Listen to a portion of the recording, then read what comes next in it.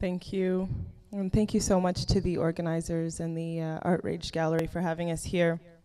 I'm Bianca, traveling with Eve across North America to get the word out about our new book, Stop Signs, Cars and Capitalism on the Road to Economic, Social, and Ecological Decay. And it's pretty fun to be back on the road because that's where we started out.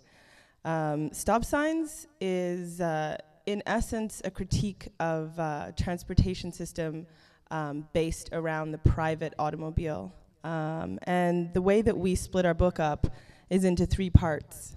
The first 17 chapters chronicle our trip across the US, and every chapter is a different city and a different theme, exploring car culture as well as the destructive elements of a car-dominated landscape.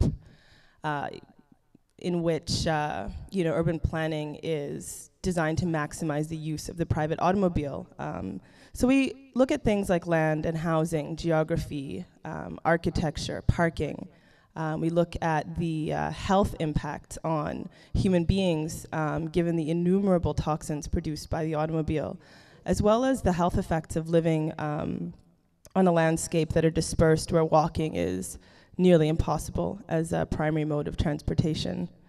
We talk about the impact of car culture and car-based landscape on organizing, on communities, individualism, and its effect on community organizing and social movements, as well as the car's role in our planet's unfolding environmental disaster.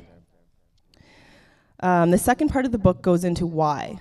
Why is it that the car has risen to the dominance, to the place that it has spatially, economically, and even in our hearts? And the third part of the book is focused on solutions, many of which already exist.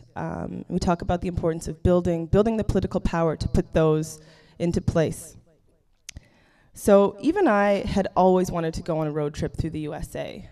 We were really curious. We were also intrigued by the idea of going on a road trip through the most car-dominated country on the planet, a place where there are more cars than there are people of driving age, where there are more registered vehicles than there are registered licensed drivers.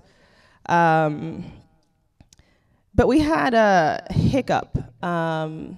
Just a logistical problem insofar as neither of us owned a car, and we didn't have a license between the two of us. And a big part of why this is that we live in Montreal. We've been living there for a long time now, and it's, we were spoiled. I live in a neighborhood where I've been able to walk to work, walk to school, walk to the Y, grocery stores, movie land, bubble tea joint, you name it. I can walk everywhere, walk to the transit system. There would be absolutely no reason for owning a vehicle. So we deliberated and determined that we would take a bus. We would take the Greyhound bus across the USA. We got these pretty incredible passes where you can get on and get off as many times as you want within a 2-month period, anywhere in North America at all. And we dubbed it our anti-car road trip. And we challenged ourselves. We gave ourselves a challenge to see whether we could cross side to side, top to bottom, and survey the land of the automobile without the use of a private car. I don't know if any of you have been to Montreal. It's got great bike paths. It's great for pedestrians. It's really well planned, but it is one of the coldest cities on the planet. And it was winter. It was brutal, and my people are from the equator originally. I was extremely excited to be heading south. And like good Quebecers, we headed straight for Florida. So in writing this book and thinking about cars, we thought about the concept of freedom a lot. Cars are intensely associated with the idea of freedom. Freedom of the open road, autonomy, speed, being able to go wherever you want, whenever you want. And for drivers in a car-based landscape, where urban design is, made in such a way that the private automobile is maximized in its use, there's definitely a degree of truth to that. I mean, no doubt about it. But our experience as non-drivers couldn't be further from the idea of freedom. Our first stop was Fort Lauderdale. We were visiting a friend of mine who lived in the nearby area of Davie. And, she'd warned me. I had a conversation with her before coming down, and she was like, Bianca, it's different. It's different here. I feel a loss of freedom, and I just couldn't wrap my head around this because she lived just outside of Miami. I was like, how could it be anything other than fabulous? So our first stop is Fort Lauderdale, and Fort Lauderdale pretty much shut us down and put us in our place right away as carless travelers. We were immediately thwarted in the challenge that we had set before ourselves. We got to the station. It was about 10:30 p.m. Public transit was done for the day. We asked if we could walk. People were like, absolutely not. It'll take you a day and a night. We're like, what do? We were stranded. We hemmed and hawed and then acknowledged that we had no option other than to call a cab. So right away. The next day we started off again, called it a fresh start, and took a bus to the nearby commercial area in Davie and challenged ourselves to walk back to my buddy's place.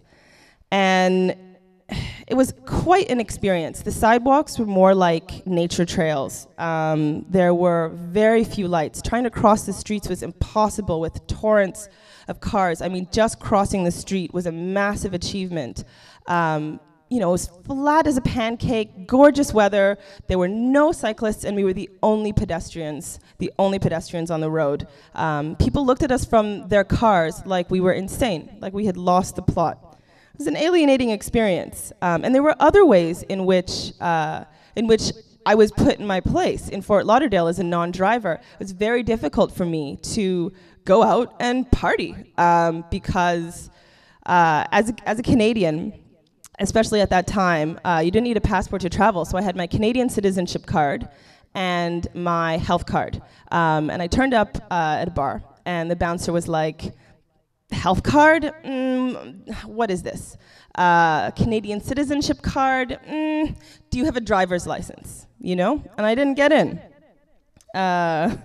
So, thinking about the concept of freedom again, the brilliant philosopher Ronald Reagan once said that the private automobile is the last great freedom. The Wall Street Journal ranked the private automobile and the microchip as the most liberating inventions of the 20th century. But for us as non-drivers in a car-based, car-dominated landscape, our experience was isolation, separation, alienation, the opposite of freedom. It impinged upon our ability to access necessities, goods, and even entertainment. In an auto-centric world, the hardest hit non-drivers are children who can't get around or shuttled from place to place, have to know, their parents have to know the kids of the kids they're playing with. The elderly are really hard hit. One of the most traumatizing moments in the life of a senior citizen in a car-based landscape is the day that their driver's licenses are revoked, which inevitably happens. For disabled folks, the landscape where you've got oceans of parking and few curb cuts, it's really inaccessible. And for many people with physical disabilities, they're simply incapable of operating a vehicle. Returning to the question, though, of freedom for drivers, it is a question mark.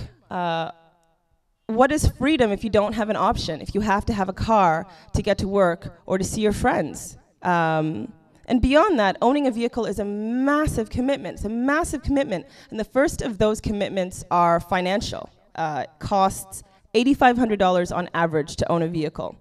And for me, this is outrageous. Living in Montreal, the thought that I would have to earn an additional $8,500 just to be able to get around, I'm not sure I would have had the time to write this book. It is so expensive to drive that from January 1st to April 1st, we spend on average that entire period working to pay for our automobiles annually. And $8,500 again is annually. And as such, April 1st has been dubbed Auto Freedom Day, which is the day we start earning for the other necessities of life, you know, goods, education, food, et cetera, housing. And what all of this means is more work, right? More money means more work, and more work means less time for leisure, less time for family, less time for civic engagement. And there's a strong connection between the fact that in the USA, people work 400 hours more than they do in the Netherlands. And a big part of that is attributed to the private automobile and paying for the private automobile. It's a really intense cost. And the hardest hit are the poor. In the US, 90% of people drive to work. And so it's almost everyone is driving to work. Canada is the second most car dependent place in the world, and 80% of people drive to work. So for people who are making $15,000 or less, they are spending on average 40% of their income to pay for the private automobile, just for transportation. So automobility is regressive. It's regressive, and the cost of automobility widen the gaps between the rich and the poor. In addition to costs, it also reinforces class divisions in other ways, and the history of the automobile speaks to that. At the dawn of the auto age, the private automobile was a plaything of the wealthy. It was impractical. Roads were not practical for driving on. Cars were slow. They were displays of wealth that were hated by the working class. Woodrow Wilson said that the ostentatious display that is the automobile is sure to stimulate socialism. And the rise of the car came at the same time as the introduction of the train and the trolley. So all of a sudden, the wealthy and the elite were traveling with poor people, with blue-collar workers, with immigrants, with black people. It was a very uncomfortable situation for which the private automobile provided a solution for the elite. Still today, automobiles are a massive, massive measure of success, and much of that is definitely the responsibility of automobile companies. When I finally made it to South Beach in Miami, one of the things that struck me first was this massive billboard that said, "Describe yourself in one car or less." And this reminded me of being in high school in the 10th grade during a time when the boys in our class, very bored, undertook a rigorous categorizing of the girls. And rather than a number between 1 and 10 to rate hotness, it was a vehicle. So a vehicle was assigned to every girl. And the highest possible compliment was the Jaguar. And it's not all fun and games for guys either, car culture. The first time I ever watched the show Pimp My Ride, I don't know if anyone here has seen Pimp My Ride, Exhibit chose this guy called Antoine to have his car pimped. And Antoine's car, $900 car, had $22,000 pumped into it. It had suede racing interior seats, a DVD and screen on the driving wheel, rims, and a fish tank. And at the end of the show, Antoine breaks down in tears and says, let me see if I can find the quote.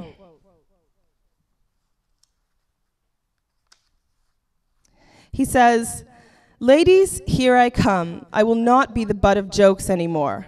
I'm going to get respect for what I have." And I felt like this really sort of summed up car culture and the impact that this can have in terms of status. In terms of reinforcing class divisions, beyond economically and spatially and ideologically, the infrastructure of the automobile also reinforces class divisions, and that's something that really struck me in coming through Syracuse today. Nobody wants a highway built through their neighborhood. Nobody wants a highway built through their community. They're horrible things. They are dirty, they're noisy, they're loud, they're stressful, they're dangerous to cross, they're an eyesore. They generate pollution, and that pollution leads to disease, all kinds of diseases, from asthma to cancers. And so the decision of where to place a highway is an incredibly political act. It's an incredibly political decision. And it often happens where residents are unable to stop it from happening, right? That's often the choice. And that means the most marginalized of communities, essentially, who are the folks that are the least able to stop a highway coming through their neighborhood or their community. And in our trip across the USA, we noticed that this was very, very often Black communities. One of the first places that we visited was Atlanta, Georgia. We went to Sweet Auburn, which was Martin Luther King's neighborhood and childhood home, and produced a lot of civil rights leadership. It was a flourishing Black neighborhood, Sweet Auburn. And when we got there, the most prominent feature of the neighborhood was a highway that had been built right through Sweet Auburn, cutting this neighborhood in two, separating it from itself, separating Sweet Auburn from downtown. You know, property values were dropping, people were leaving, rates of disease were going up. It devastated and maybe even destroyed this neighborhood. And this is far from an anomaly. The devastation and destruction of Black communities. You know, Nashville, Austin, the Bronx, on and on and on, LA, and now we're seeing in Syracuse with our trip, just devastating Black communities with highways. And we see the same thing in Canada, to a lesser extent, but the same sort of thing in Vancouver, which doesn't even have a very big Black population. The one viaduct, because the city's been really successful at fighting off highways, runs through a Black neighborhood. In Montreal and Point St. Charles and St. Henry, it's the same thing.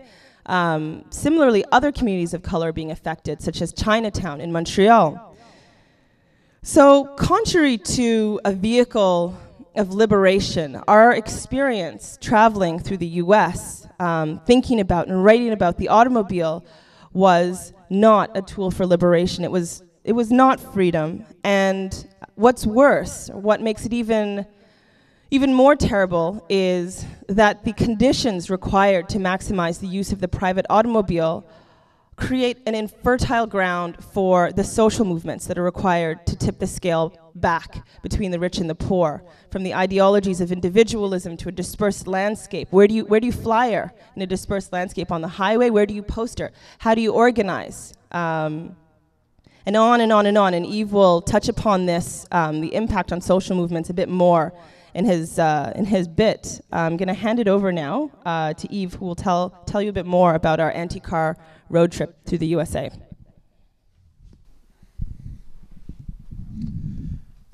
So first of all, thanks to the organizers for putting this on, and thanks to everyone for coming out. I'm gonna try to put the mic back in so I can flail my arms around and stuff. Yeah, to pick up a bit from where Bianca, people can hear fine. And there should be enough. Lift it up. I don't like hearing my voice through the mic if possible.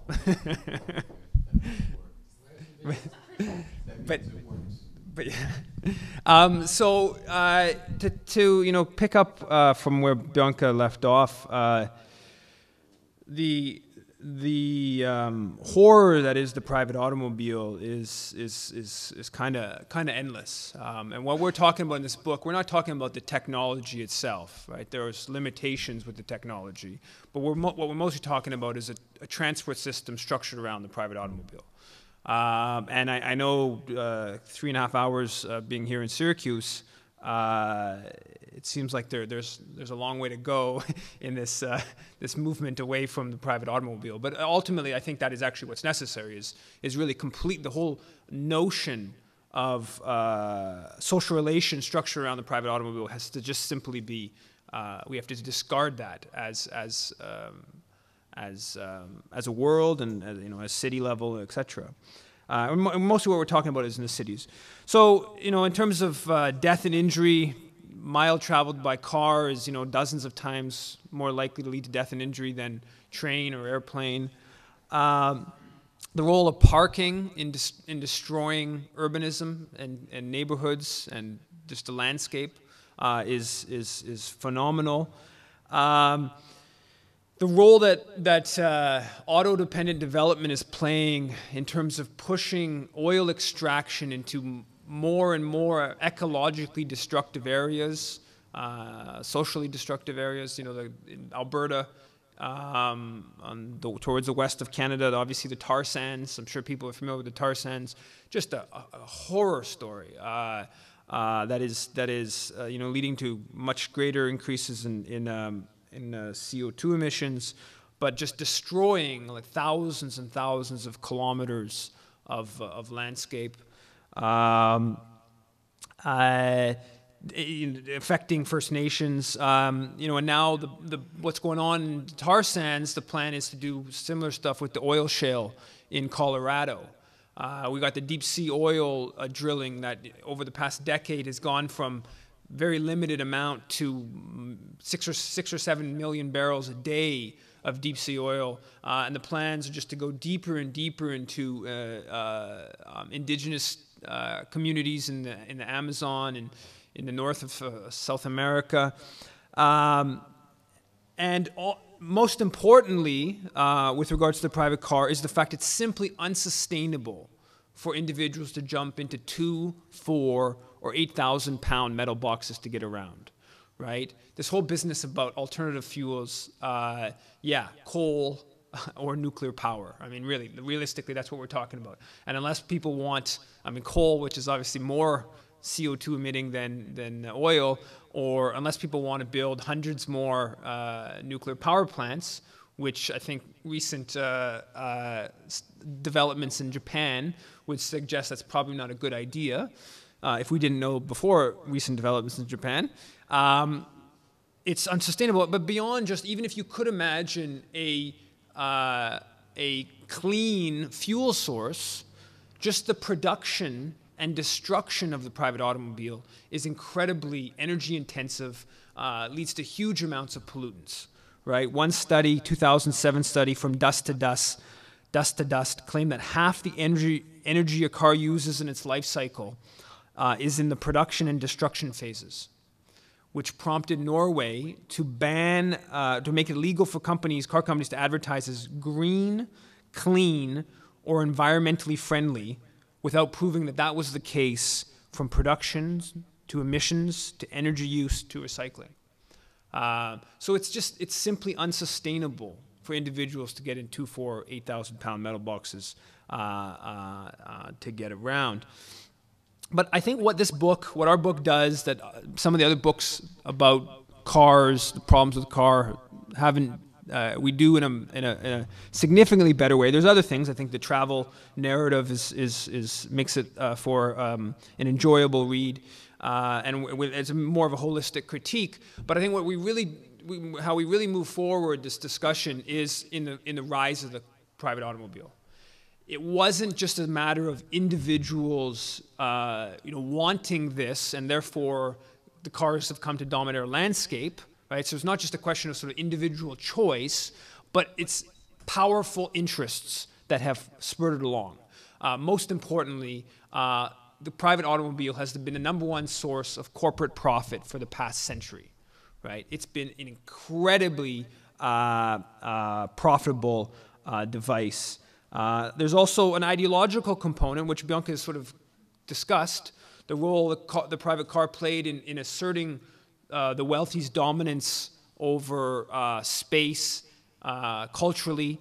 There's the ideological component in terms of creating this sort of individualism, this somewhat schizophrenic, in fact, sort of individualist ideology. And I say schizophrenic because there's this association with the car and individualism, yet they're dependent upon massive government support for roadway. They're dependent upon massive government infrastructure, right? Throughout most of human history, human beings didn't walk, 50 meters or 50 yards and stop and look at some sign that said green, yellow, or red, and then decide to keep going or not, right? They just walked, right? And that infrastructure, the whole light infrastructure, is something that's brought about by cars. The whole zoning, the rise of zoning regulations, right? That comes alongside the rise of the private automobile. And zoning regulations, for those who are into sort of libertarian kind of stuff, are actually quite an infringement on property relations, right? They tell private property holders what they can and cannot do. So the car has been, ironically, it has this association with freedom or association with individualism, even though it's so dependent upon government investment, government support. But the real reason for the rise of the car is the corporate interests that have been pushing the private automobile in a whole series of different ways. And what we do in the book is we go into that, the way they've used different institutions of society to advance their interests, right? So one is the universities, academia. Going back to 1926, Studebaker, which was once the largest automobile maker in the world, established or helped finance the establishment of Harvard's pioneering Erskine Bureau of Street Traffic Research.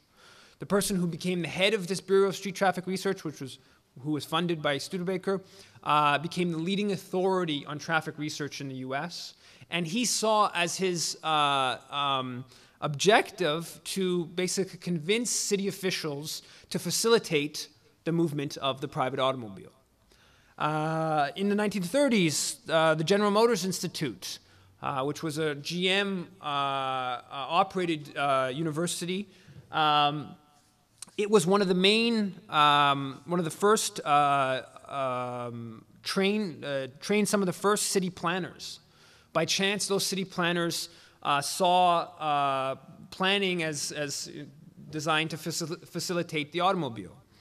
Right up until today, moving forward decades on, in a couple years ago, the New York Times business section, front page article referred to, quote, BMW's custom-made university when referring to Clemson in South Carolina. And McMaster University in Hamilton, Ontario has a $60 million agreement with GM for a Center for Engineering Design. And there's just numerous other examples of the automakers using academia to facilitate their interests, to advance their interests, which is completely rational. Maybe immoral, but completely rational from a business standpoint. A big part of the rise of the car and the continued dominance of the car is the ferocious assault of the private automakers in the cultural arena, right? We're bombarded with messages that tell us that we need to get so-and-so vehicle to advance in life. For each new vehicle sold today, $630 is spent in advertising, which is an immense amount.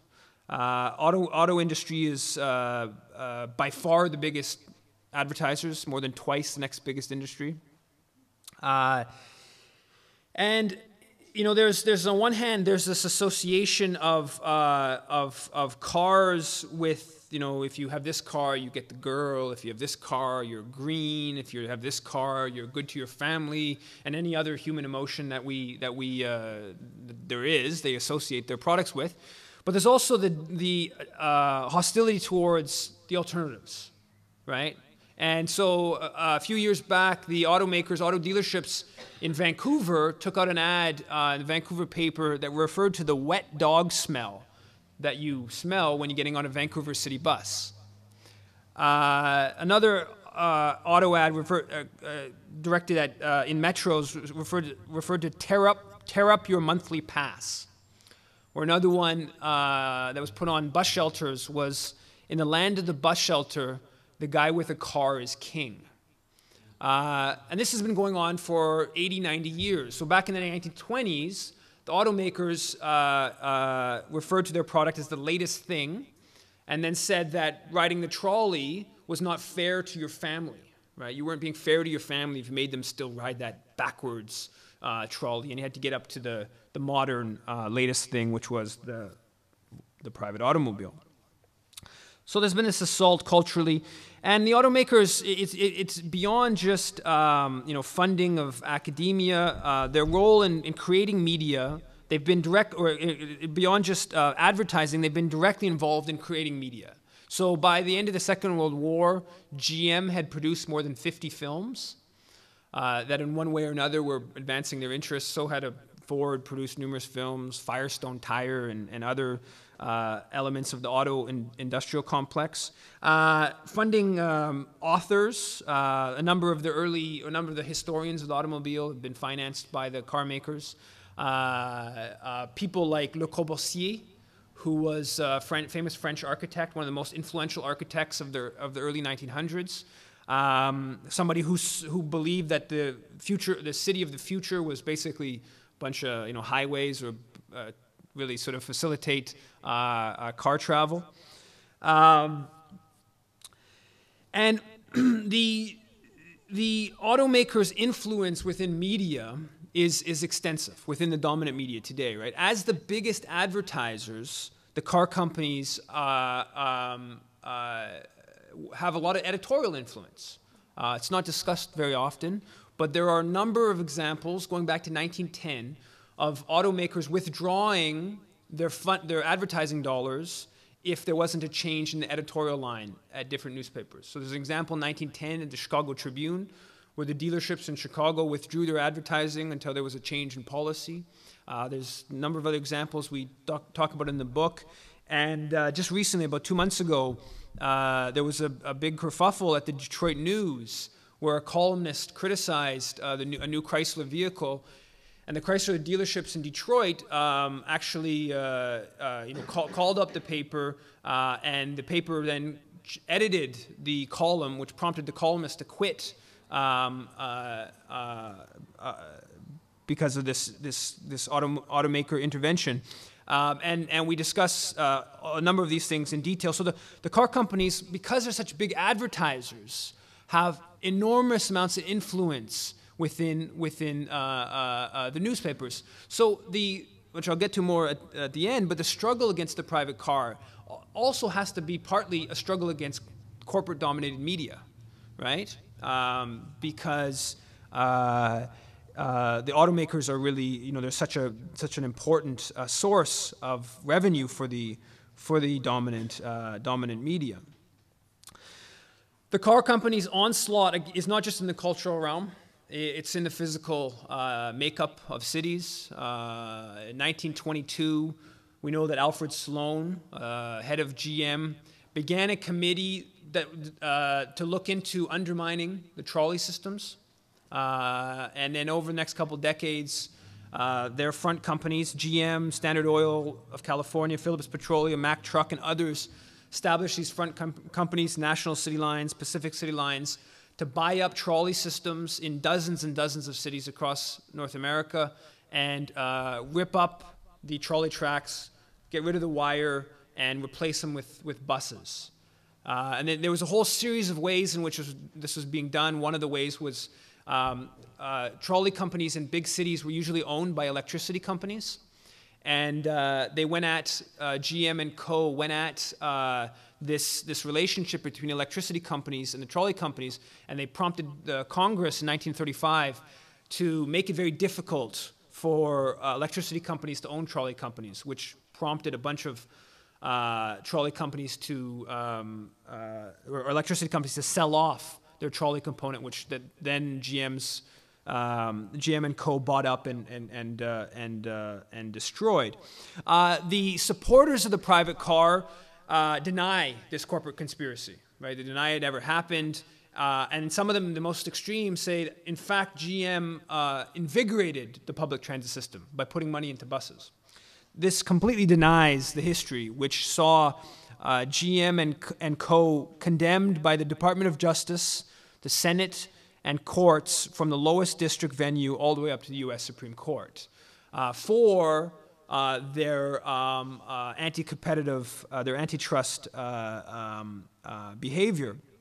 There is some legitimate debate about whether the intent of GM was simply to advance selling buses, which they then sold, which if it was mostly about selling buses, or whether it was a bit more of a long-term objective of completely changing the landscape to lead to more car sales. There's a little bit of a debate on that issue. It seems to me it's both, but with more towards the question of pushing the private car. But on the macro level, so the automakers and the auto industrial complex have really pushed their interests in numerous different institutions within society. But on a more macro level, the reason for the rise of the car, to reiterate, is it's such an economic engine, a source of immense profit. So in 2005, the auto industry, the global auto industry was worth $2.1 trillion, ranked as the 8th biggest economy in the world after the 7 biggest countries. So if it was a country, it would have been the 8th biggest economy in the world. In 2002, GM sales were 7 times greater than Microsoft's. In 1998, a Ford Michigan truck plant, one single plant, outsold all of Nike's global sales, all of CBS's sales, right? And it's not just the automakers themselves, but it's all the different industries, all the different resources that go into building the car. And this is how one author described the resource boom spurred by the private automobile in the 1910s. He said, quote, "To the industrialists who are now selling glass, rubber, steel, concrete, and their end products in numbers beyond their wildest dreams, whatever needed to be done to sustain the boom and to build pressure for good roads simply had to be accomplished." In the book, we refer to it as the auto gang. We're talking about the banks that do $700 billion a year in car loans, the car insurance industry, which is worth about $160 billion in the US, the asphalt companies, the 6,000 auto scrap yards, the amount of companies that are benefiting directly from the private car is immense. And somewhat counterintuitively, a big part of the reason for the rise of the car is its inefficiency, right? We would assume that economics principles would suggest that efficiency is the objective. And if you take a little look at the American healthcare system, you'll know very quickly that that is not the principle in that realm of society.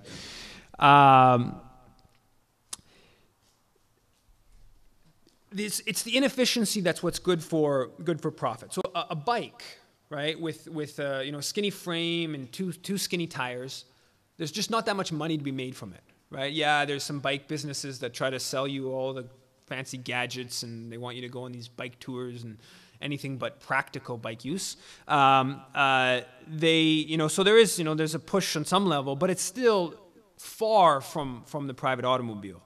The same thing goes with buses or other forms of public transit. And this is how one author explains the inefficiency, the question of inefficiency in the private automobile. He says, quote, "Buses are used much more intensively. One piece of equipment costing, say, 150,000 pounds, that's British pounds, this is British George Monbiot, can carry people on nearly 100,000 substantial person journeys a year, while a car costing 15,000 pounds would be likely to clock up 1,000 such journeys. This is a 10-fold increase in the efficiency of capital use." Right? So the claims buses are 10 times more efficient in their use of capital. Bikes would be about 100 times or more efficient in the use of capital. And shoes, we're probably talking about thousands of times more efficient in their use of investment. So it's this inefficiency in a system based on constant growth in conspicuous consumption, the automobile is a perfect vehicle for that growth, right? And probably from the standpoint of capitalism, they'd probably prefer it if we got around in 20,000-pound private jets, right? That's impractical to get around in a 20,000-pound private jet. So they'll, accept, a 7,000-pound Hummer as the sort of alternative. It's not just business that is spurred by the private automobile, but big business, right? Not to get too jargony, but it's monopoly capitalism that the car spurs, right? There is no Walmart without the private automobile. There's no Walmart without the private automobile for a whole series of reasons.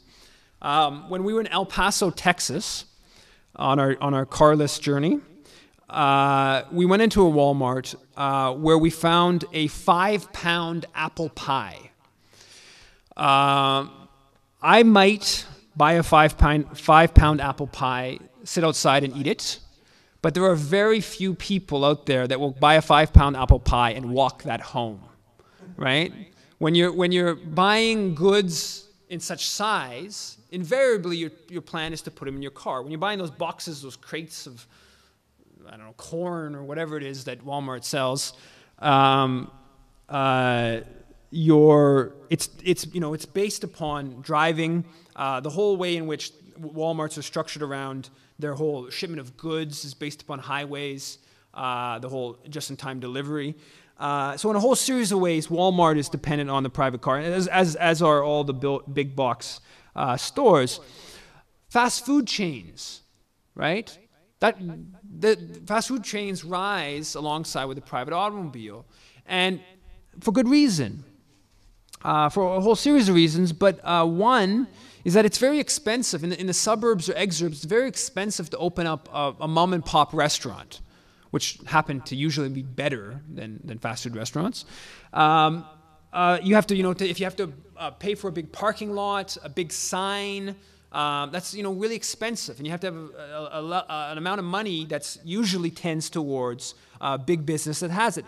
Additionally, it's difficult to read a menu at 60 miles an hour, right? You can read a little logo of the McDonald's arches, but it's difficult to read about their $9.99 vegan special at 60 miles an hour.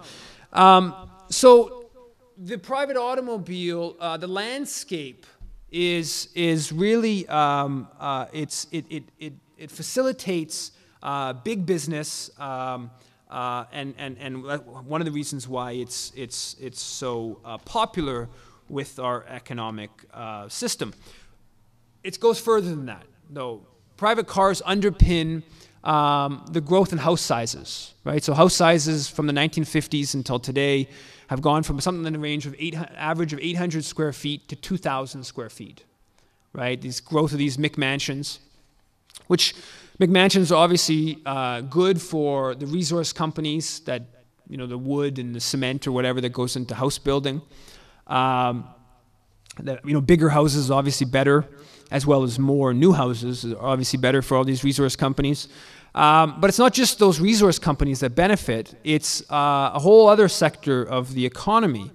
And this is what Daryl Arnold from 1-800-GOT-JUNK had to say on the matter. And if you didn't know, 1-800-GOT-JUNK is one of the best sources of social analysis out there. Daryl had this to say, quote, "Urban areas have less junk than suburbs, but only because they have less space. My residential jobs in apartments and condos downtown are on average 1/8 of a load compared with closer to half a truckload in the suburbs."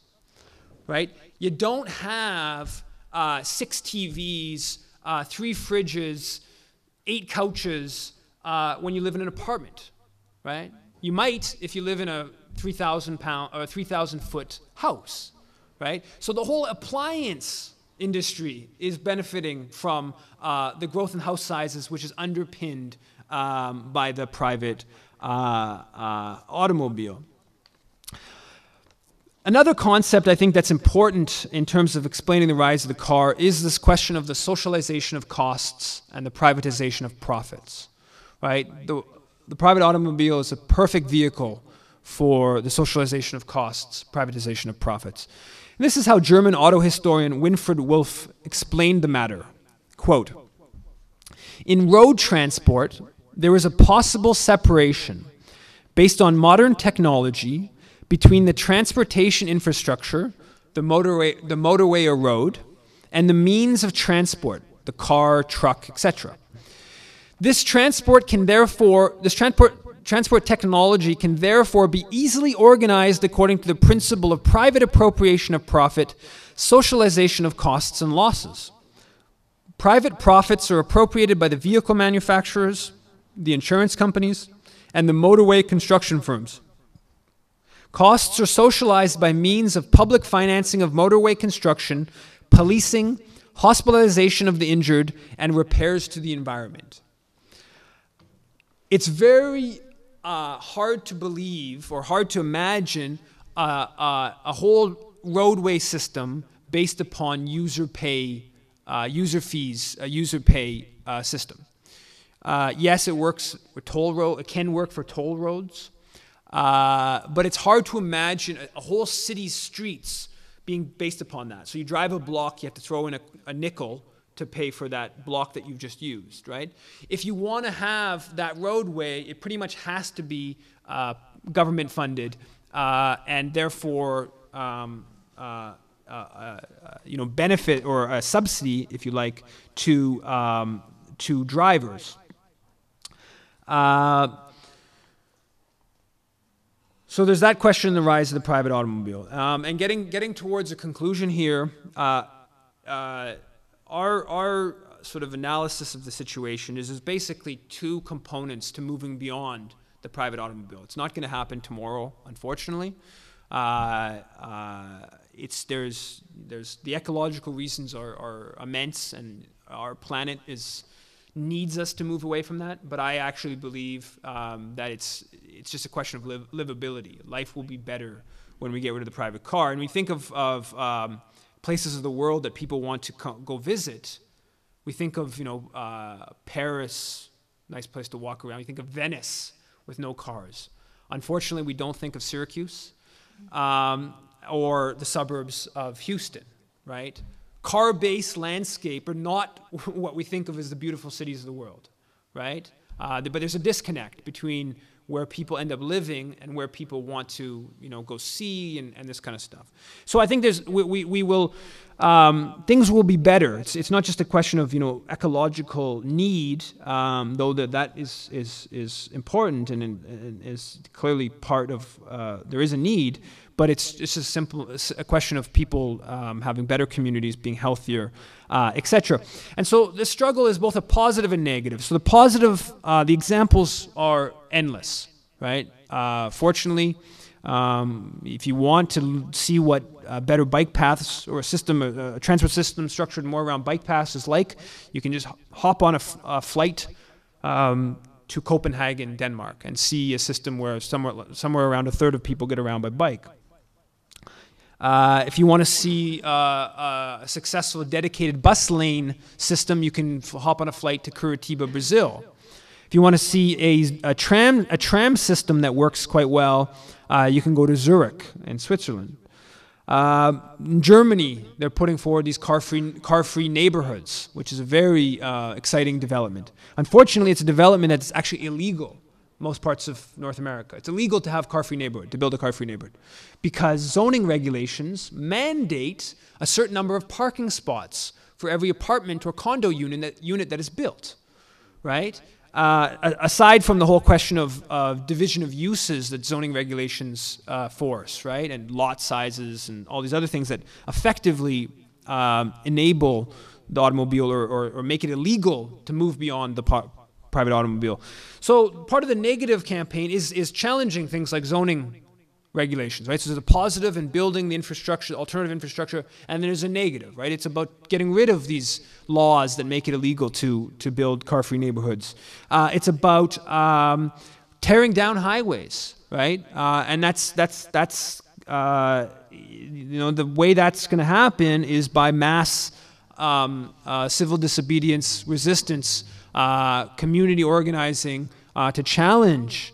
Not just block new highways, but actually start moving towards ripping down as many highways. And then clearly there's a big important fight here upcoming on that issue. It's about making the costs of driving greater through everything from gas taxes to congestion fees. It is important to note, and it's important to be conscious of the fact that in a car-dominated landscape, that will be regressive. Greater gas taxes, congestion fees are regressive. The poorest will tend to be hardest hit. So there needs to be ways of minimizing that, right?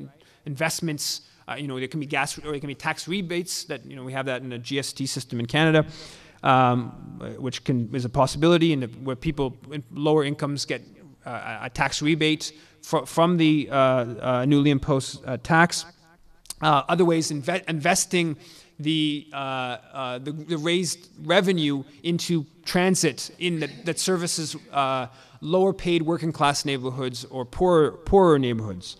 So there's this positive and negative campaign that needs to take place, but the real question is not about alternatives or throwing this kind of stuff out. Obviously, this is all important, but the real question is about political power, right? And building that political power. I think too often some of the green groups they focus too much of their energy on elaborately describing the alternatives, right? We can a lot of intellectual energy gets put into this, and not enough gets put into the real question, which is building the political power to force these changes. One component is, convincing average people that this doesn't serve their interests, right? But most of it is about forcing the decision makers to change policy. And we believe that the anti-car movement, or the movement for alternative forms of transportation, will thrive in a political climate where the profit motive doesn't motivate all social policy, right? Currently, the profit motive dominates social policy. And so long as that's the case, it's hard to imagine fully moving beyond private automobility, because the car is such a wonderful mechanism of profit generation. And so I think part of what our objective here with the book is to also just add some of the intellectual, create a kind of environment, help create an intellectual environment, or do a small part in helping to create an intellectual environment where people see the automobile as a negative, and so where the local campaigns, whether it be for getting rid of the 81, whether it be for the bike path, they have it's more easy to find political support. And to conclude, a demonstration or a Reclaim the Streets protest party in London in the mid-1990s, one of the leaflets, flyers at the event had this to say, quote, "Cars cannot dance. When they move, they are violent and brutish. They lack sensitivity and rhythm. Cars cannot play. When they diverge from the straight and narrow, they kill. Cars cannot socialize. They privatize, separate, isolate, and alienate." And then the banner said, quote, "Reclaim the streets, free the city, kill the car." Thank you very much.